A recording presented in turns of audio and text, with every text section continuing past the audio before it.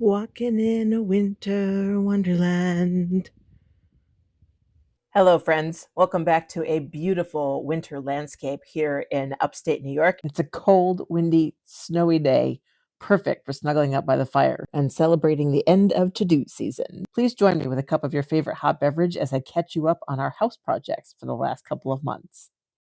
Hands down, the most wonderful week we had was the week in October when my dad was here, which we called Dad Days. If you're new to the channel, this is actually the second time that my dad has been out to help us. It was a really big hit when he came in April. He helped us with a lot of projects. People here on the channel loved seeing him, and we asked him if he would come back in the fall to help us with some winterization projects to hopefully make our first winter in this drafty old house a little more comfortable.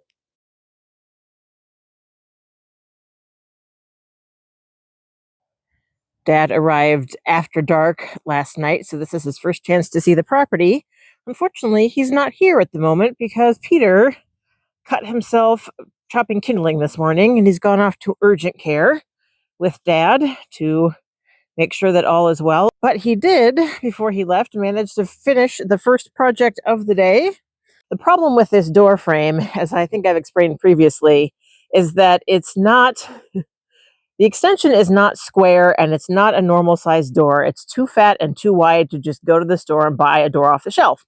And so James, our contractor, who is a terrible contractor, made the door. As you can see, the door is no longer square in its frame as it was when it was installed because of the way that things have shifted and settled. And when the lights were on at night, you could see light shining through. Some of the weather stripping had come off the door. So, aftershot. A number of things have been done. You can see there's new black caulking in between all of the boards, which is fantastic.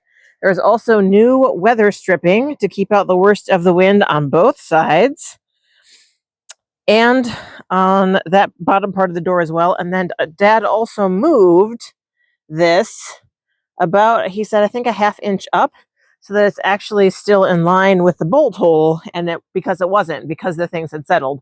So it's still not an ideal scenario, but it's certainly a vast improvement.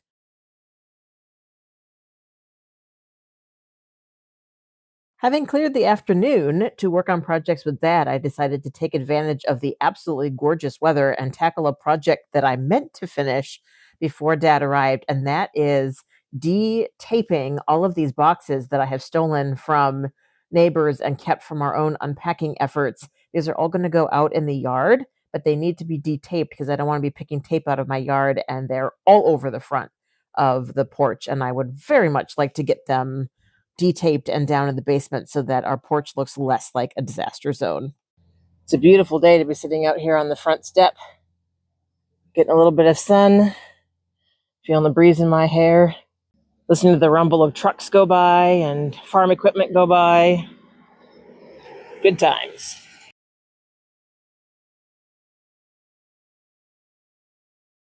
It's the start of Dad Day 2. And I missed all the fun stuff because I was upstairs answering emails. But Dad has been working on, you guys can see, he's been working on putting some insulation up on our windows. So take us around. What have we done? So okay. Those two windows. Yeah, look at how dark it is with all that stuff covered up. Yeah. Okay, and they're just basically wedged in there. They're basically just wedged in there. Okay. I will put handles on them when I get a little bit longer screws. Okay. Okay. Yeah. God, it is dark in here. This is crazy. I did put your chain pull. Yay! Here, so you don't. Sweet. Have to leave all the lights on. Oh, we're so excited about that. Yes. So if those are all on and we flick this, it will still turn them off and on. Yes. Okay. Yeah. Got it. So that window is kind of pieced together with the last bits of the sheet. Oh, I see. You did a good job, actually, with the piecemealing. Yeah, it's Look at that tiny little piece up there. Yeah. Yeah. It makes up something. This one is one sheet. That window frame is actually in the worst condition. You can see how it's split there on the bottom sill and stuff. So I did the best I could with that. Yeah. So that's what I've been doing so far this morning. So the second project for Dad Days 2 is to attempt to do something with the gutters. The ideal solution for the gutters, frankly, would be to take them off and put new ones on. You guys can see they are pretty shoddily put together. They're pretty shoddily mounted. They follow the line of the roof instead of actually trying to channel the water towards the existing downspouts. So the plan is to seal the joints on the first floor, and then Dad is trying to currently work out how to put a downspout here. There goes the water. Well, one of the problems is it's a butt joint. It's not an overlapping joint, and there should be an overlapping joint. Oh, okay. It's supposed to be overlapping like this. That makes And sense. then you seal this. And then the other side comes in on this side. I see. Okay. And it overlaps. So you have an overlapping joint with the seal on it. Right.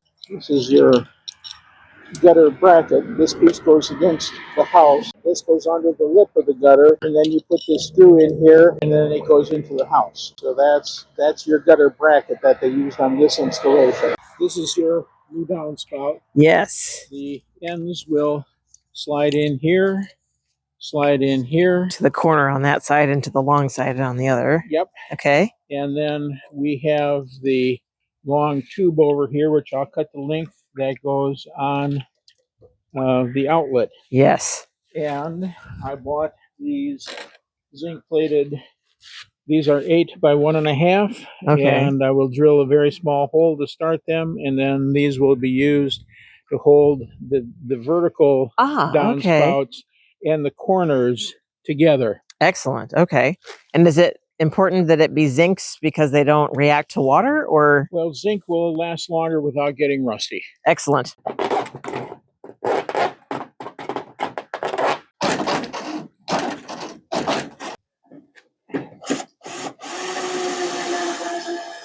There we go. Okay. With the new guttering in place, it was time for downspout construction 101, including how to cut down the gutter pipes to size and how to fit them one into the other, which is a little bit tricky because they are exactly the same dimensions. So there's a lot of squeezing and a lot of organizing and a lot of using a pair of pliers to convince them to connect to each other. The final step is to drill a pilot hole in the gutter and then screw in the pipes so that they don't fall apart. So here she is, one drain pipe secured with blue twine with her drain pipe attached and running underneath the porch, which is going to turn out really well because I think it's going to water the garden area going forward because the downspout certainly isn't doing much for it right now.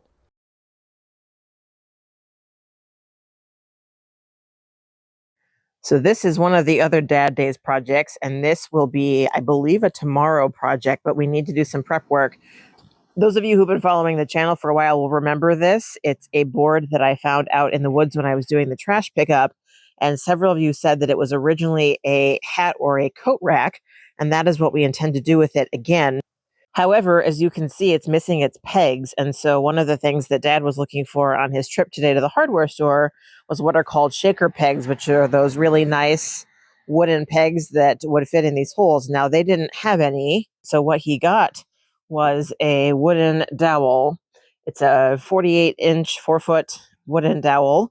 And there are 11, not 12 holes, as one might have guessed. So we're just going to do 4-inch chunks of dowel and put them in here. I have to say, for being out in the woods for who knows how long, it was in pretty good shape and it didn't need a lot of sanding, but it definitely needed to be resealed. So my dad picked up this can of weathered oak sealant. It was my first time working with sealant, and you can't really see on the video, but you guys, I made a complete mess working with this, but it was really fun.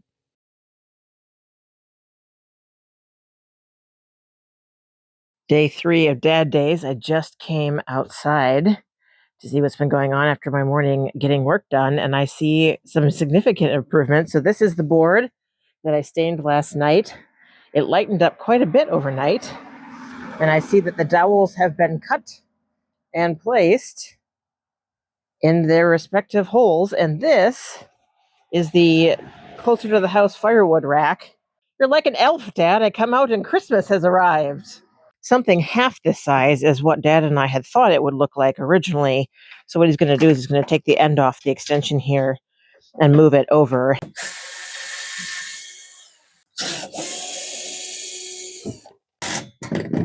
Okay. There she is. Yeah, I think that's one distinctly more manageable firewood rack. Yeah. All right. Well, Dad's going to take a lunch break, and I'm going to see about putting a second coat of stain on the magic coat rack and then see how hard it is to stain these.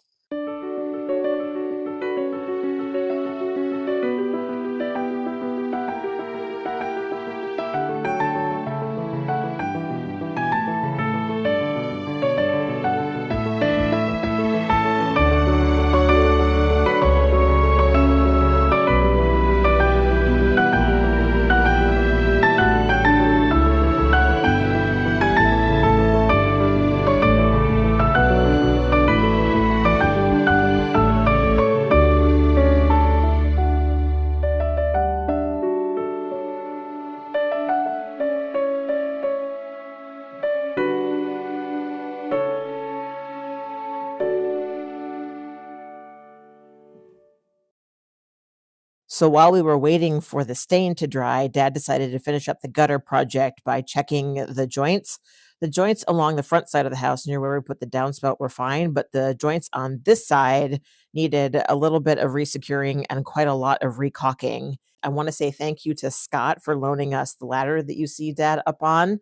And you guys, I actually got brave enough to get up on the ladder and take a quick look down the gutters. I have never been up on the ladder and seen that side of the porch, so I hope you appreciate this very quick glimpse from my viewpoint on top of the ladder. Gutter project completed. It was time to check in with our coat rack project. The pegs needed to be flipped, and we needed to find some screws to attach them to the board. Now, there were quite a lot of screws left in our basement, and these 1/4 inch fine drywall screws were some of them. And Dad says they will be absolutely perfect for the project. And the backside of the board needed a coat of stain, even though it's going to be against the wall. I wanted to seal it just to be sure that it would stand the test of time, because once this thing is on the wall, we are not taking it off again.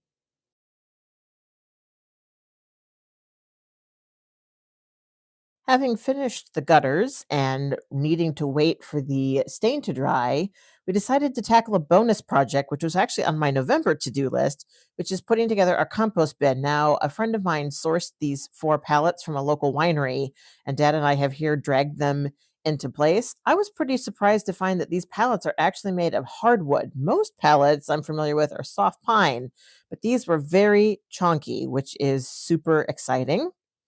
Hopefully, we can avoid the little flocks over there.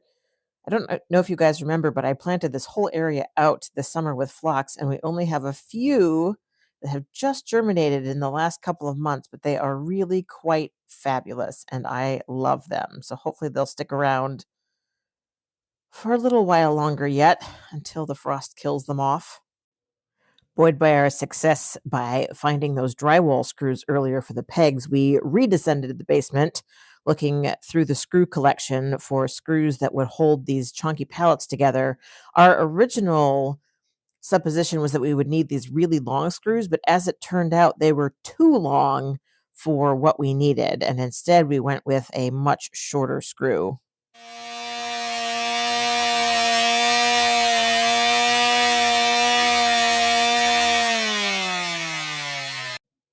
Ta-da, ta-da, ta! One complete compost bin. I'm so excited about this. I've wanted to get a compost bin going on the property since we moved in. It's never been at the top of the to-do list. It was on my to-do list for next month. And look, here it is. It's done. It's complete. It's sturdy. It's incredibly heavy. And the cardboard is in the bottom, just waiting for wood chips. I'm so excited.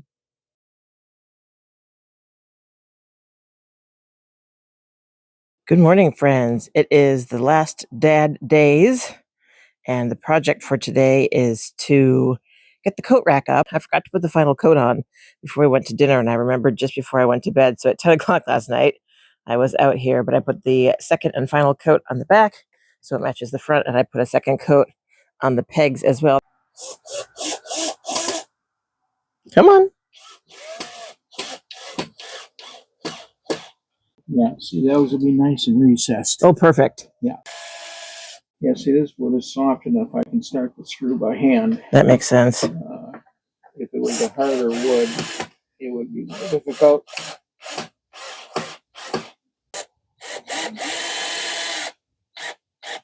It's the final countdown. Ba-da-dum-bum. Ba-da-dum-bum-bum.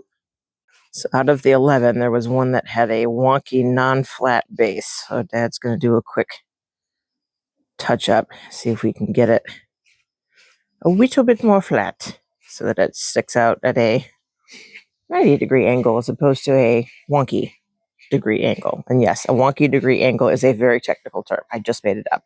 Ta-da! A coat rack. Now it's time for installation. Okay, friends and neighbors, here's your before shot.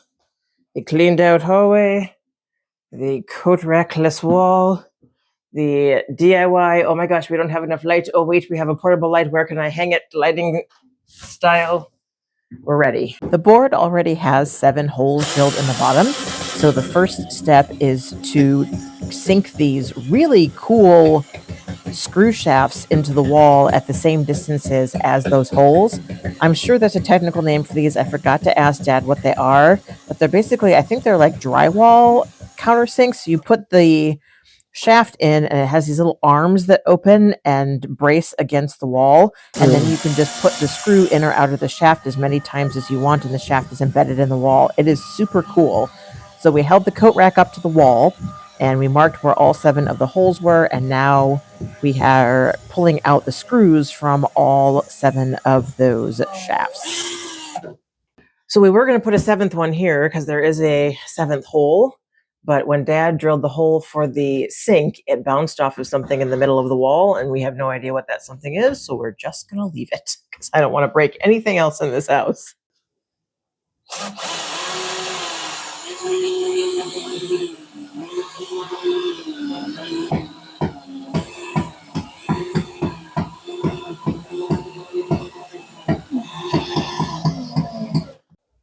Okay, so we've reached what we thought was the end point, and like most projects, it's not the end point. So we had assumed that these, which are about 40 pounds each, there are 6 of them in here, 240 pounds, that would be fine. But either because of the way that the wood is relatively flat, but it maybe has cupped a little bit, and or the wall is definitely not flat. If I pull on this just a little bit, the whole thing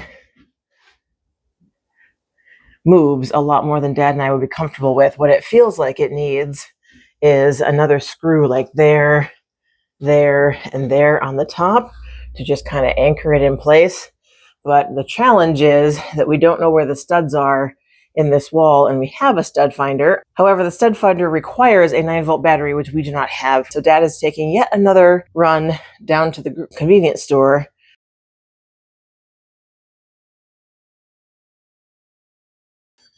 All right, 9-volt battery acquired, stud finder in operation. It says there should be something here.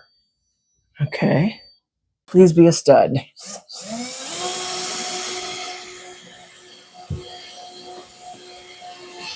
Yeah, there is something solid back Good. there. Excellent. Very painstaking, this. Yeah, right about there, I think. Okay.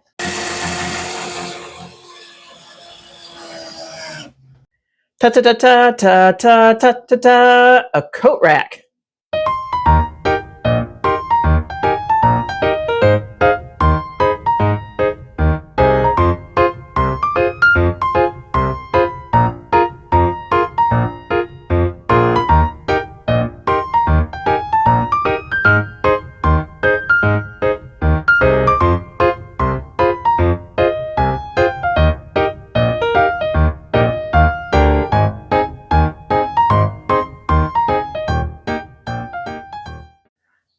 Ta-da! A coat rack. Gosh, you guys, that looks good. That's everything we need it to hold. We've got the 2 wool winter coats, one for Peter, one for me. I've got my winter poofy coat in 2 layers. I've got my 2 kind of fall, spring rain jackets. We've got a place for the umbrella. We've got a place for our hats. Oh, that looks so good. Oh, I'm so excited about that. And there's plenty of space down here to put shoes or something if we want to. In fact, that was such a good idea that I stopped filming and did it right away and then forgot to film anymore. So Sorry about that.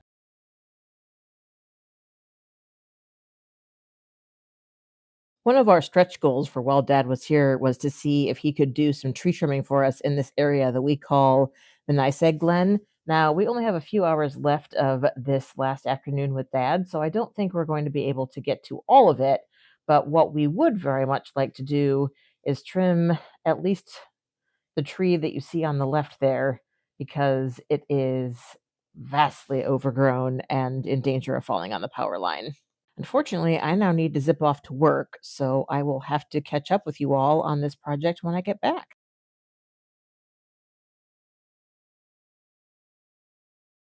Oh my! So I was at work for 3.5 hours, and I see that Dad has also been hard at work. This whole section of suckers on this side has been taken off, and all the suckers around the bottom, and we just have this main dead trunk. Now, I do feel a little bit bad about getting rid of what was obviously a very vigorous tree, but on the other hand, it's dead in the middle, and anything that might fall on the power lines is not a great idea. And just like that, Dad days were over. We celebrated the 68-degree day weather and a successful checking off of a lot of to-do list items by going to Stone Cat Cafe, which is a place that we've meant to go for about a year and hadn't made it to. And it was the most glorious evening with a sunset over the lake that just could not be beat. And the next morning, Dad drove home. Bye, Dad, and thank you so much. However, just because Dad has departed does not mean that all of the Dad Days projects or the to-do list for the year are quite finished.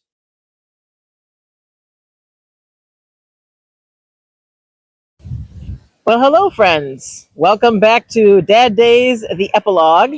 We have a few things to do to tidy up the projects that Dad worked on while he was here. Project number 1, my mother sent me 7 hosta clumps, which I need to plant. So that's the first project. She also sent a maple, and we're still working out exactly where we want that. Step number 2 is to prep the compost bin. And then step number 3 is to move the firewood rack into its final home and load it. And then the 4th step, which isn't really directly related to Dad's visit, but was started by Dad's visit, is simply to finish cleaning up the porch. As is so often the case, I had much bigger plans for this day than I got done, but I did get the hostas put in. We're putting them in the backyard next to where the compressor unit is so that they will hopefully fill in and take over where the grass needs to be mowed now. So this was actually the last project on my list, but I figured as I'm coming and going so often, I might as well get this set up. According to the pencil marks on the bottom, it was built on December 18th, 1948 by J.C. Ferguson in Kaywood, New York. Now, J.C.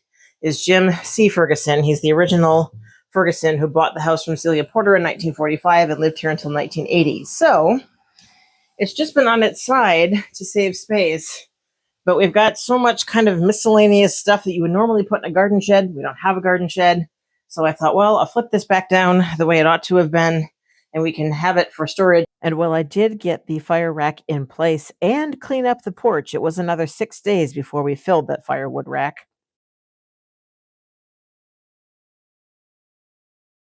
The big reason we waited to do the firewood was that we needed a different way to create kindling that did not endanger fingers. And we finally purchased a kindling cracker, which my dad had recommended. And you guys, it is a beautiful device. It is an axe head in a frame with the axe head facing up so that you use gravity and the force of a small mallet to split the wood over the axe blade. And we absolutely love it. It is fantastic and keeps one's fingers far away from blades. Side note, the larger pieces of kindling you see, it came from the kindling bin out on the wood pile. The good news is the tin worked well to keep it dry all summer. The bad news is the squirrels thought so too, and now the squirrels have made a nest in our large kindling box. And while Peter was practicing the fine art of kindling making, I was getting used to how this new firewood rack works. Basically, what I needed to do was find big enough pieces on the bottom that were wider than the bottom rack. And once I figured that out, we were in business.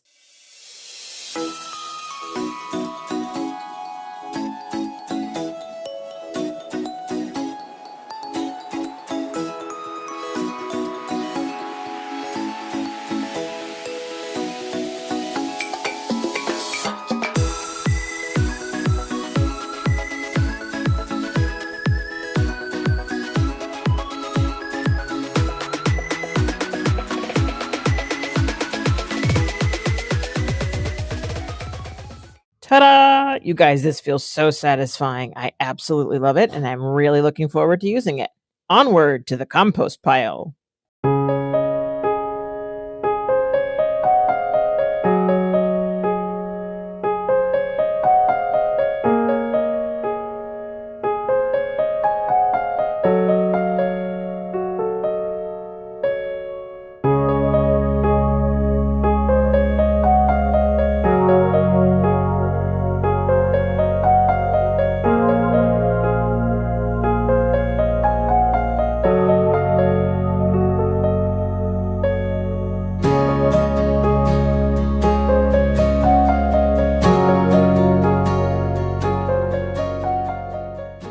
Now this is the perfect end to Dad Day's postscript. And y'all can't smell it, but Peter's making burgers, which is one of my very, very favorite dinners. Burger and a fire, and 2 of my YouTube channels have posted, the ones I watch religiously. Couldn't get any better than that. With the Dad Days projects completed and fall settling on the Finger Lakes, the remaining 2025 to-do lists took a back seat to life, to enjoying the fall colors, to grape picking. So inside the press are the grapes that we picked this morning. I tried not to get it on the outside. I failed. Look at this. Fresh pressed fanciness. My gosh, you guys, this was fabulous. I just swilled it. And we harvested just under 2 tons of grapes today. And that's it, folks. The sun is going down. The last of the grapes are going down to the winery, to the wine cellar. My God, what a glorious view. Look at that. It is just as glorious on camera as it looks, I promise. To enjoying the very first snowfall. That's wild. Yes, Darcy, I know you want your breakfast, but this is insane. It's the first snow of the year. Yes. Sorry, I didn't mean to wake you up, but oh my gosh.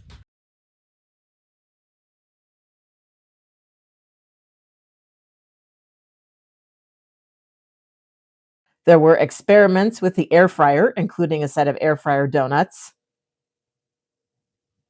a brand new recipe roll to take to Thanksgiving, and thanks to Tuck and Bailey for hosting us at Thanksgiving, and a second snow to celebrate at the end of November. However, since the plan was to take December off from all house projects, there were a couple of things that needed to get done, and I snuck them in at the very, very end.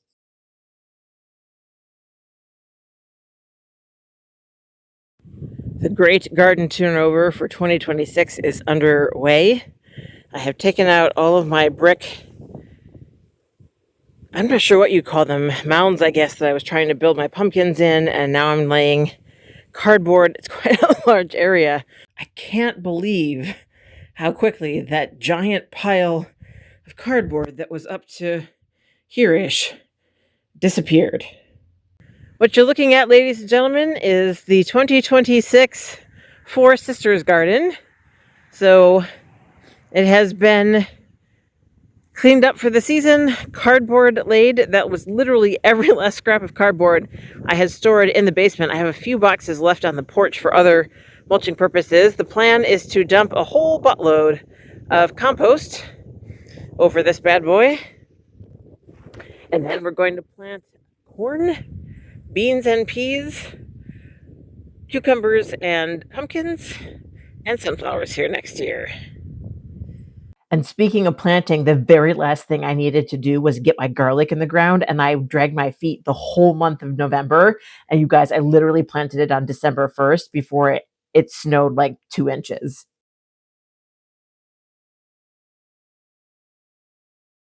So here is my most amazing discovery today that I hope will be our future garlic patch. These are some raised beds outside the kitchen garden of the tasting room next door, and I'm guessing that when this was a restaurant, these might have been used to grow herbs, etc. But they seem to be fairly bare at the moment. This one, and this one in particular. So I texted the owner and asked if they had any plans for these for next year, and if not, would they mind growing garlic in them? And they said that would be fine. So I'm here to take some measurements and figure out how much bed space there is.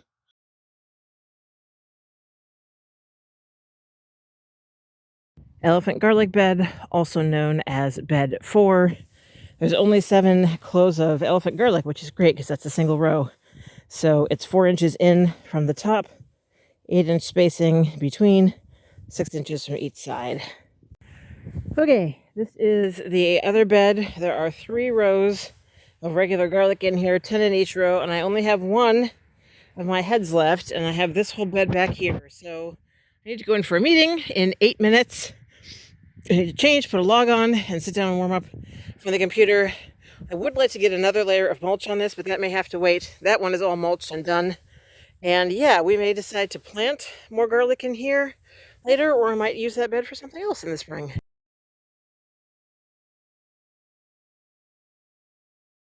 Walking in a winter wonderland. It's finally stopped snowing, but I woke up to this and it's been snowing all morning. You guys, it is so quiet. And with that, we slid into December with the 2025 to-do list as done as it's going to be. The only thing that we didn't get done was a little bit more cardboarding of the yard and putting some compost on that garden space. But all things considered, I am wildly pleased at how the fall went. A huge, huge, huge thank you again to my dad for coming out for Dad Days 2 and to my mom for helping with coordination and financial assistance. It has been such a wonderful blessing, and we have been so grateful since those projects that Dad worked on have helped us so far this winter and will hopefully help us going forward. So I know this was a bit of a long video. I know it was a bit overdue. Thanks for sticking around. I do have one more video coming for you because, as you can see, we've decorated for Christmas, and I have a Christmas video coming for you, and that will be the last video of 2025. So thank you so much for being here, and I look forward to seeing you in my next Christmas video. Bye for now.